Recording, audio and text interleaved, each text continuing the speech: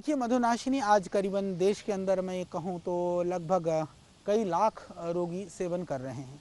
और मधुनाशिनी के ऊपर हम लोगों ने बहुत तरह के ट्रायल्स, जितने भी उसकी जो टॉक्सिकोलॉजी होती है, फार्माकोलॉजी होती है या एनिमल ट्रायल्स होते हैं, हम सब कुछ कर चुके हैं।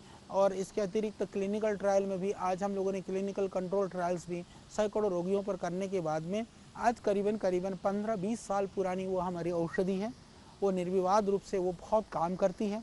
और काम के साथ साथ में सबसे बड़ी बात यह है कि यदि आपको एलोपैथिक इंसुलिन या टैबलेट भी लेनी पड़ रही है, उसके साथ में यदि आप उसको लेते हैं तो उससे एकदम सडनली शुगर को डाउन करने की जगह पर वो औषधि जो डायबिटीज़ की वजह से दूसरे शरीर में जो कॉम्प्लिकेशंस होते हैं, उन कॉम्प्लिकेशंस को वो रोकने का काम भी करती है। तो ये बहुत अच्छी औषधि है, उनको आप ज़रूर सेवन करें। और बहुत सस्ती है, यदि आप देखेंगे तो बहुत सस्ती वो औषधि है, महंगी नहीं है।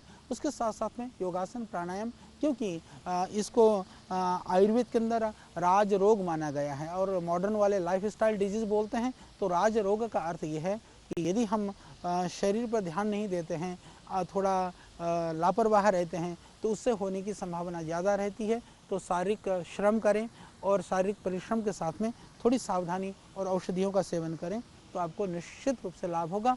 तो डायबिटीज़ से घबराइए नहीं।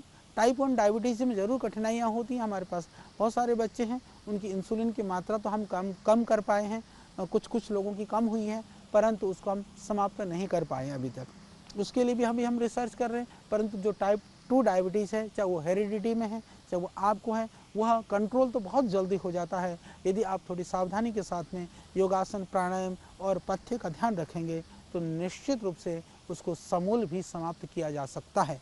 और इसके साथ मैं ये भी निवेदन करना चाहता हूँ, यदि आपके परिवार के अंदर में माताजी को या पिताजी को डायबिटीज़ है तो आपको सावधान होना चाहिए, आपको सावधानी रखनी चाहिए। ये दोनों में से एक को भी है, ध्यान रखिए, क्योंकि वो हेरिडिटी में आपको मधुमेह होने की संभावना ज़्यादा होती है। इसीलिए मधुमेह की रोगी बन करके फिर हम चिकित्सा के लिए परेशान हों, इससे अच्छा है कि पहले से आप सावधानी रखें, प्रिकॉशन के लिए योगासन, प्राणायाम और आहार में ध्यान दें, तो उससे आपका ठीक रहेगा। यदि आपको लगता है कि नहीं शुगर बढ़ने की संभावना है, तो जैसे मैंने बताया, मेथी का प्रयोग, भिगो करके मेथी का प्रयोग बहुत ही अद्भुत है।